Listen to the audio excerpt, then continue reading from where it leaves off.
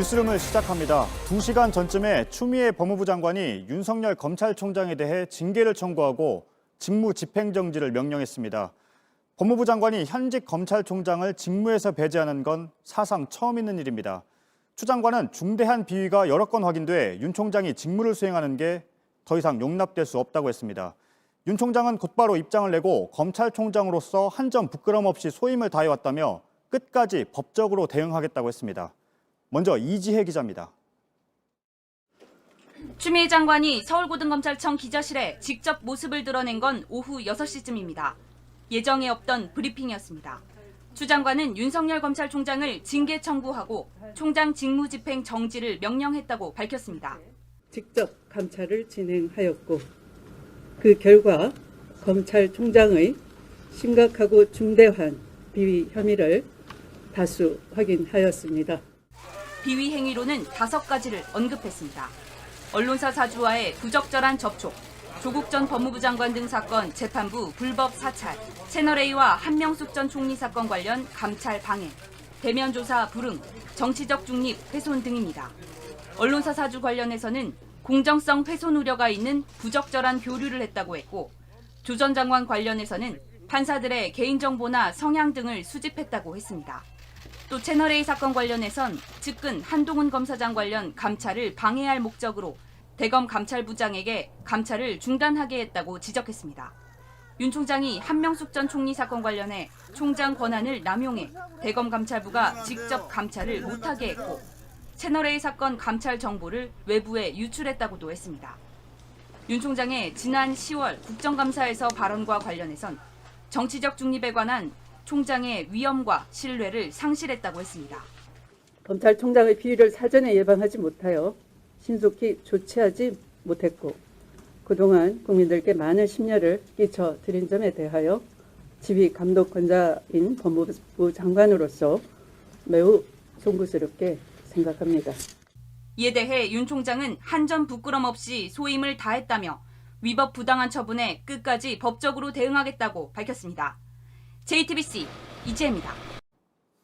오늘 추미애 장관의 발표 내용을 취재 기자와 짚어보겠습니다. 심수미 기자가 나와 있습니다.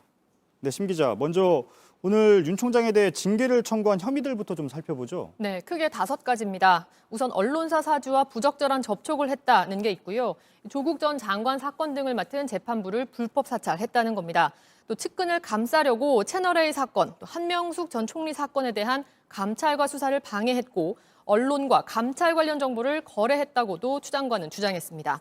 또 윤 총장이 대권 후보로 거론이 되는데도 정치적 중립 의혹을 해소하려는 능동적인 이 행동을 하지 않았다면서 위엄과 신망이 심각히 손상됐다는 표현도 썼습니다. 추 장관은 심각하고 중대한 비위 혐의를 다수 확인했다면서 앞서 말씀드린 5가지를 사실이라고 표현했습니다. 네, 내용을 보면 감찰 방해와 관련된 게 2가지네요. 네, 5가지 중에 이 2가지가 감찰 관련입니다. 채널A 사건 관련해서 윤 총장이 이 전문 수사 자문단을 소집했던 걸 두고 부당하게 지휘 감독권을 남용했다라고 말을 했고요. 또 한명숙 전 총리 사건과 관련해선 측근을 비호하기 위해 감찰을 방해했다고 했습니다. 또 바로 지난주 상황이죠. 이 법무부가 총장 대면 조사를 요구했다가 대검이 거부했던 점을 들어서 협조 의무를 위반하고 감찰을 방해했다라고 적었습니다. 네, 징계 청구 사유를 보면요, 언론사주와의 부적절한 만남도 있습니다. 어떤 내용입니까? 네, 오늘 법무부 발표 내용을 좀 그대로 먼저 전해드리겠습니다. 2018년 말에 서울중앙지검장이던 윤 총장이 현 중앙홀딩스 홍석현 회장을 만났는데 이때는 이 태블릿 PC 보도가 조작됐다고 주장하던 변희재 씨를 JTBC가 명예훼손으로 고소해서 재판이 진행 중이던 때인데 재판이 이루어지던 시점이기 때문에 공정성을 훼손할 우려가 있고 바로 그게 검사윤리 강령을 위반했다는 내용입니다. 네, 당시에 JTBC가 변희재 씨를 고소한 상황부터 좀 짚어보죠. 네, 일단 변희재 씨가 이 태블릿 PC 조작서를 주장하다가 명예훼손 혐의로 구속이 된 게 2018년 5월의 일입니다. 이어서 6월에는 기소돼서 재판에 넘겨졌고 7월부터는 재판이 열렸습니다. 2018년 11월에는 그래서 7차례 정도 재판이 진행된 이미 재판부의 심리가 절반 넘게 이뤄졌던 상황입니다. 변 씨는 바로 그 다음 달 2018년 12월에 1심에서 징역 2년의 실형을 선고받았습니다. 그러니까 쉽게 말해서 추 장관이 언급한 시점은 변 씨 사건은 이미 검찰의 손을 떠나서 재판부의 결정이 굳어지던 때인 겁니다. 네, 다시 좀 정리를 해보죠. 2018년 말에 만남이 있었다고 했고요, 법무부는. 그리고 박근혜 정부의 국정농단을 파헤친 JTBC의 태블릿 PC 보도, 그걸 허위라고 주장했다가 1심에서 유죄를 받은 변 씨의 주장과 관련이 있다는 건데 연결 지을 수가 있습니까? 다시 좀 한번 짚어보겠습니다. 저희 JTBC가 촛불 집회의 출발점이 됐던 이 태블릿 PC 보도를 했던 건 다시 말씀드리지만 어떠한 배경이나 고려가 없는 시청자의 알 권리를 위한 것이었습니다. 그런데 그 보도를 놓고 검찰과 JTBC가 짜고 태블릿 PC를 조작했다라고 주장한 게 변희재 씨 등 일부 세력이었습니다. 그렇죠. 하지만 이미 2017년에 이런 조작설과 관련해서 국가수는 태블릿 PC의 조작과 수정의 흔적은 찾아볼 수 없었다라고 쐐기를 박은 바가 있습니다. 2017년 국정감사 그리고 이어지는 박근혜 전 대통령의 1심 판결문에서도 이런 조작설은 모두 허위로 밝혀진 주장입니다. 이게 모두 2018년 11월 전에 벌어진 일입니다. 시점상으로 볼 때 조작설 관련 수사나 기소에 영향을 미치려는 시도는 있을 수 없었다는 결론입니다. 네, 시점상으로도 맞지 않는다는 얘기죠? 그렇습니다. 예, 잘 들었습니다. 심수미 기자였습니다. 뉴스룸을 시작합니다. 추미애 법무부 장관이 윤석열 검찰총장의 직무를 정지시킨 데 이어 징계 절차에도 들어갔습니다. 징계위원회가 다음 주쯤에 열리는데 검찰총장이 해임되는 상황이 벌어질 수도 있습니다. 윤 총장은 법무부가 주장하는 혐의 내용이 모두 부당하다며 법적 대응을 준비하고 있습니다. 먼저 이상엽 기자입니다. 추미애 법무부 장관이 윤석열 검찰총장에 대한 징계를 청구함에 따라 조만간 검사징계위원회가 열리게 됩니다. 시기는 다음 주쯤으로 예상됩니다. 징계위원회는 추 장관이 발표한 윤 총장의 6가지 혐의를 다룹니다. 7명으로 구성된 징계위의 위원장은 추 장관입니다. 법무부 차관도 참여합니다. 법무부 장관이 지명한 검사 2명과 변호사 1명, 법학교수 2명 등 5명도 위원입니다. 다만 추 장관은 징계를 청구했기 때문에 심의에선 빠지고 6명이 다수결로 결정합니다. JTBC 취재 결과 외부위원 3명은 추 장관과 현 정부 전임 장관들이 추천을 받아 지명한 인사들로 파악됐습니다. 어떤 시기든 추 장관의 뜻에 무게가 실릴 가능성이 큽니다. 윤 총장은 변호인을 선임할 수 있고 징계위에 나오지 않은 채 서면으로 진술할 수 있습니다. 여당은 충격적이라는 표현을 쓰며 윤 총장에게 자진 사퇴를 요구했습니다. 법무부가 밝힌 윤 총장의 혐의는 충격적입니다. 검찰의 미래를 위해서 스스로 거취를 결정해 주기 바랍니다. 검사의 징계는 해임과 면직, 정직, 감봉, 견책으로 나뉘어 있습니다. 감봉 이상의 징계가 결정되면 법무부 장관이 제청해 대통령이 집행합니다. 징계위에서 해임을 의결하면 대통령의 결정을 거쳐 윤 총장은 검찰총장직에서 물러날 수 있습니다. JTBC 이상엽입니다. 윤석열 총장을 둘러싸고 이번에 새롭게 제기된 건 판사들을 사찰했다는 의혹입니다. 대검찰청이 작성한 문건에 수집해서는 안 되는 판사들의 정보가 있는지, 그리고 윤 총장이 관여를 했는지가 핵심입니다. 지금 법무부는 추가로 감찰에 나선 상황입니다. 이에 대해 문건을 작성한 검사는 공개된 정보였다고 반박했습니다. 조보경 기자입니다. 법무부는 검찰총장이 수사정책정보관실을 통해 판사를 사찰한 사실이 더 없는지 추가 감찰을 지시했다고 밝혔습니다. 윤석열 검찰총장의 직무를 정지한 근거 중 하나로 주요 재판부에 대한 사찰 의혹을 제기했는데 사찰이 더 있었는지 살펴보겠다는 겁니다. 법무부가 문제 삼는 건 2월 당시 대검 수사정보정책관실에서 작성한 판사 관련 보고서입니다. 주요 사건을 맡은 판사들이 내린 주요 정치 사건의 판결 내용과 진보 성향인 우리법 연구회 가입 여부, 가족관계, 세평 등이 담긴 걸로 알려졌습니다. 추미애 법무부 장관은 이 보고서에 세평과 무리야기법관, 다시 말해 사법농단 사건 때 문제가 된 법관에 해당되는지 여부도 담겼다고 주장했습니다. 법무부는 수사정보정책관실은 규정상 수사정보를 수집하는 곳일 뿐이라며 개인정보와 성향자료를 수집하는 기구가 아니라고 밝혔습니다. 이에 대해 현직 부장판사는 법원 내부망에 법원행정처가 나서 판사 뒷조사 문건이 무슨 내용인지 확인해달라며 필요하면 윤석열 총장을 고발도 해달라는 비판글을 올렸습니다. 해당 보고서를 작성한 검사는 반박했습니다. 기사나 인터넷에 있는 정보를 토대로 했고 판사 성향은 공판 검사에게 물어 작성한 것이었다고 했습니다. 직무 범위에서 벗어난 일을 하지 않았다는 겁니다. 또 한 판사가 무리야기 법관 리스트에 들어가 있다는 사실이 재판 과정에서 알려져 이것을 참고로 적은 것일 뿐이라고 해명했습니다. 하지만 법무부는 추가로 입장을 내고 문건에는 언론에 공개된 자료가 아닌 것으로 보이는 개인정보들이 포함되어 있었다고 재반박했습니다. 보고서 내용이 공개될 때까지 이를 둘러싼 진실 공방이 계속될 걸로 보입니다. 대검감찰부는 과거 수사정보정책관실이었던 수사정보 담당관실을 압수수색했습니다. 민주당은 가장 충격적인 것은 판사 사찰이라며 국회에서 국정조사를 추진하는 방향을 당에서 검토해달라고 밝혔습니다. JTBC 조보경입니다. 법무부가 윤석열 검찰총장에 대해 대검찰청에 수사를 의뢰했습니다. 판사들을 사찰한 걸 비롯해 매우 중대한 범죄를 저질렀다는 이유입니다. 직무정지에 대해 법원에 소송을 낸 윤 총장은 입장문을 통해 법무부의 주장에 하나씩 반박했습니다. 먼저 이상엽 기자입니다. 법무부가 윤석열 검찰총장을 수사해달라고 대검찰청에 의뢰했습니다. 직권남용 권리행사 방해 혐의입니다. 윤 총장 지시로 작성된 판사 불법 사찰 문건 내용을 확인했다며 매우 중대한 범죄라고 법무부는 주장했습니다. 법무부는 이 문건에 판사들의 주요 판결 분석 등 재판에 영향을 미칠 수 있는 방향으로 악용될 수 있는 민감한 개인정보가 포함돼 있다고 했습니다. 또 법적 권한이 없는 수사정보정책관실에서 판사들의 개인정보와 성향 자료를 수집, 분석, 관리하는 것 자체가 범죄 행위로서의 사찰이라고 했습니다.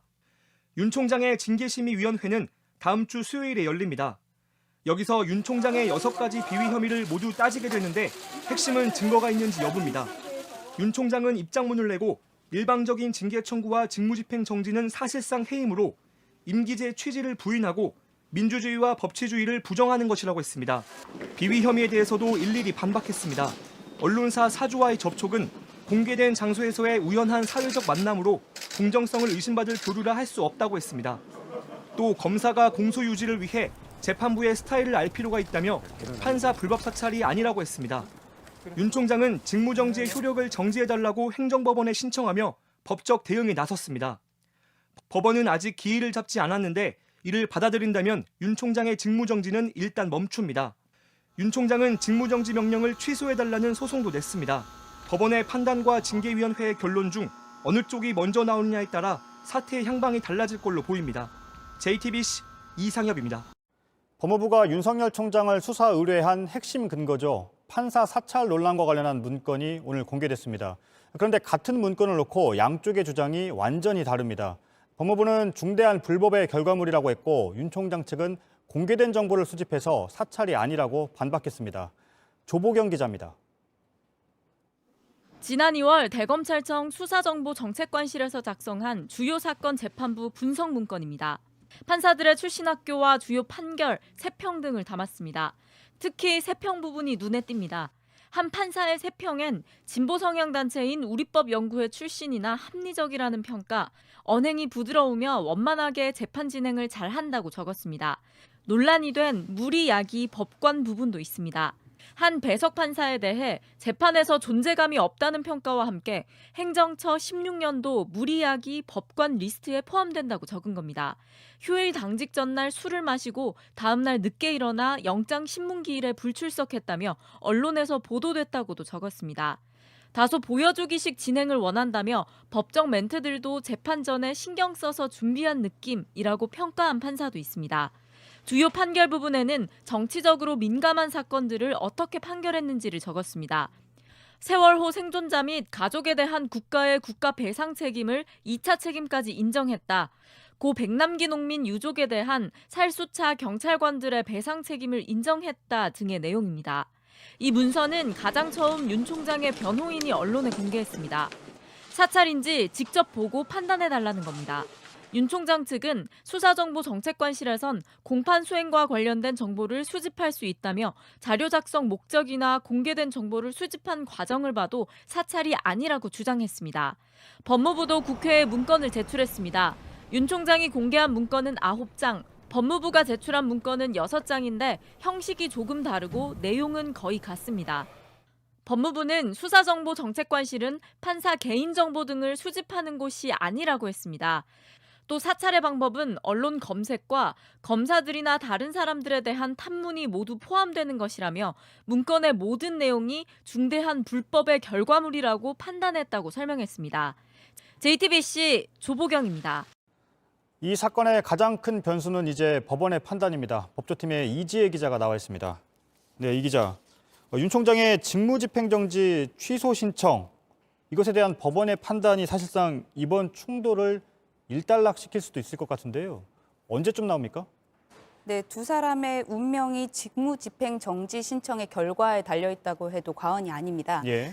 법원이 직무정지가 부당하다고 판단하면 윤 총장은 직무에 복귀를 하고 추 장관은 동력을 상실합니다. 반대의 경우에 윤 총장은 직무 복귀 없이 징계 절차를 밟게 됩니다.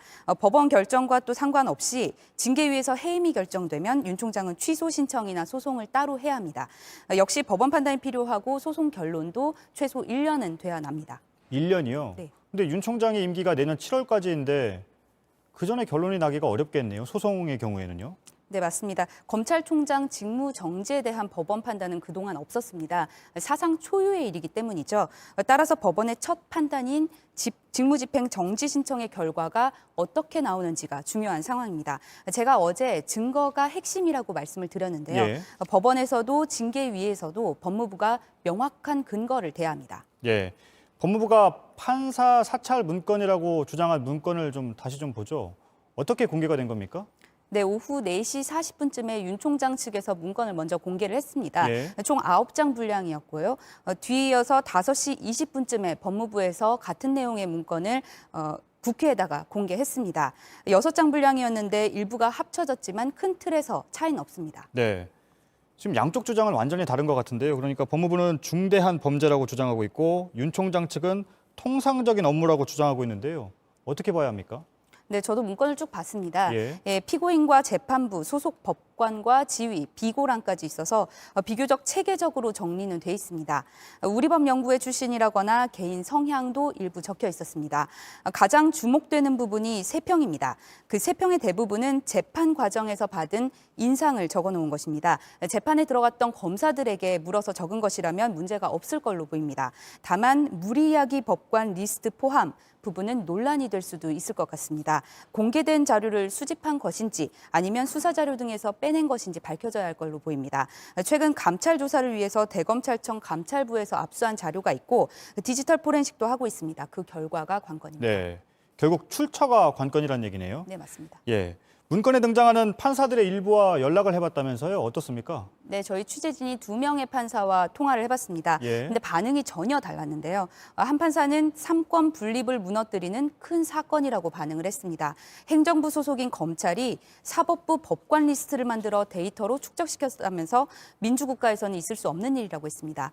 그 반면에 또 다른 판사는 검찰 내부적으로 가지고 있었던 걸로 안다면서 불법적인 방법으로 취득할 만한 내용은 아닌 것 같다. 문제 삼기 어렵다고 말했습니다. 예. 문건에 등장하는 판사들의 입장도 서로 갈리고 있군요. 네, 맞습니다. 알겠습니다. 잘 들었습니다. 이지혜 기자였습니다. 윤석열 검찰총장은 추미애 법무부 장관이 내린 직무정지가 부당하다며 소송을 냈죠. 그러면서 그 소송 결과가 나올 때까지 직무정지를 풀어달라고도 신청했는데요. 법원이 다음 주 월요일 양쪽 주장을 듣기로 했습니다. 빠르면 월요일 당일에도 결과가 나올 수 있는데 만약 법원이 윤 총장 손을 들어주면 바로 업무에 복귀할 수 있습니다만 법무부의 징계위도 바로 기다리고 있는 상황입니다. 이도성 기자입니다. 윤석열 총장에는 직무정지 처분 집행정지 사건에 대한 신문기일이 다음 주 월요일로 잡혔습니다. 윤 총장의 징계 여부를 결정하는 징계위원회가 열리기 이틀 전입니다. 서울행정법원은 윤 총장과 법무부 양측을 불러 의견을 듣습니다. 윤 총장이 직접 법정에 나올지는 정해지지 않았습니다. 집행정지는 행정청의 처분으로 회복하기 어려운 손해가 발생할 우려가 있다고 인정될 경우 그 처분의 효력을 잠시 멈추는 결정입니다. 법원 결정은 징계위가 열리기 전 나올 가능성이 커졌습니다. 직무정지는 징계를 위한 절차여서 징계위의 결정이 어떤 식으로든 나오면 직무정지의 효력은 곧바로 사라진다고 봐야 하기 때문입니다. 다시 말해 징계가 내려진 뒤에는 법원이 윤 총장의 집행정지 신청을 따져볼 수 없는 겁니다. 이 때문에 법원이 기일을 신속하게 잡은 것으로 보입니다. 법원이 신문 당일이나 그 다음 날 윤 총장 측 의견이 더 타당하다고 판단하면 윤 총장은 바로 업무에 복귀할 수 있습니다. 반대로 타당하지 않다고 보면 직무정지는 이어집니다. 다만 다음 주 수요일 열리는 징계위에서 해임이나 면직이 결정되면 법원 결정은 의미를 잃습니다. JTBC 이도성입니다. 네, 이 판사 관련 문건의 파장은 계속되고 있는데요. 법조팀 이지혜 기자와 한번 따져보겠습니다.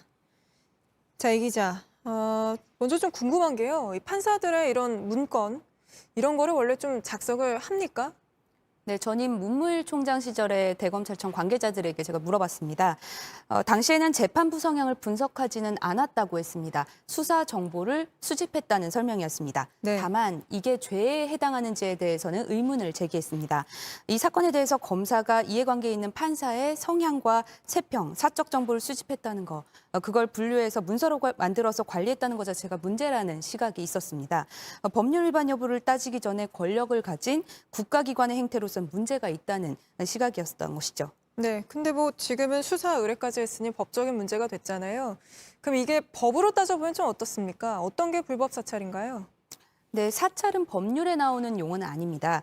사찰 논란이 종종 불거졌었는데 주장하는 사람마다 개념이 조금 달랐습니다. 다만 판례로는 어느 정도 정립이 돼 있습니다. 네. 1998년 대법원 선고입니다. 국군 보안사령부의 사찰 관련 재판에서 직무 범위를 벗어나 평소 동향을 감시, 파악할 목적으로 지속적으로 미행 등 비밀리에 수집 관리했다면서 헌법에 의해 보장된 기본권을 침해했다고 판단했습니다. 네, 그럼 뭐 요건이 한두 가지가 아닌데 우선 뭐 직무를 벗어난 행위이냐, 또 무슨 뭐 미행이라든지 이런 걸 했느냐, 뭐 이런 걸 다 따지는 거군요. 네, 맞습니다. 그 구성 요건이 중요한데요. 직무 범위가 있어야 합니다. 불이익을 줄 목적이 있어야 하고 일회성이 아닌 경우를 불법 사찰로 봤습니다. 이 판결에선 정보를 수집하는 방식도 중요하게 봤습니다. 네, 그러면 이 판례를 이번 사건에 한번 대입을 해보죠. 추 장관은 이런 윤 총장의 직무 범위를 벗어났다는 입장인 거죠? 네, 맞습니다. 직무가 아닌 일을 윤석열 총장이 지시했다고 보고 있습니다. 또 판사들에게 이념적 낙인을 찍고 모욕적 인격을 부여하기 위한 목적성이 있다고 봅니다. 네. 이를 작성, 관리, 배포하는 지속성이 있었다고도 주장합니다. 하지만 윤석열 총장의 입장은 또 완전 다르지 않습니까? 네, 전혀 다릅니다. 우선 직무 범위에 있는 일이었다고 반박을 했습니다. 일회성이 그친 것이었다고도 주장을 했습니다. 다시 말해 지속성이 없다는 점을 부각한 겁니다. 또 참고용이라고도 했는데요. 부당한 목적으로 한 게 아니라는 주장입니다. 네, 좀 궁금한 게 대검찰청이 아닌 다른 검찰청도 이런 문서를 만듭니까? 그것까지는 확인하지 못했습니다. 검찰청법을 보면 검사의 직무가 정해져 있습니다. 그중에 공소유지에 필요한 사항, 할 수 있게 해놨는데요. 이 얘기는 재판에서 그 수사 결과를 입증하기 위해서 필요한 부분은 할 수 있게 돼 있다는 겁니다. 네. 검찰 내에서는 이런 법률을 근거로 이게 어떻게 사찰이냐는 주장을 합니다. 네, 그렇다고 해도 뭐 물론 이 사건은 뭐 수사까지 할 거니까 좀 지켜봐야 되지 않겠습니까? 그렇습니다. 문서를 작성한 곳이 일선 검찰청이 아닙니다. 대검찰청 수사정보를 담당하는 곳입니다. 이게 직무 범위에 해당하는지, 이 문서 외에 다른 문서들도 네. 있는지, 또 어떤 방법을 써서 수집했는지가 규명이 되지 않았습니다. 수사와 재판까지 가야 할 걸로 보입니다. 네, 알겠습니다. 여기까지 듣겠습니다. 이지혜 기자였습니다.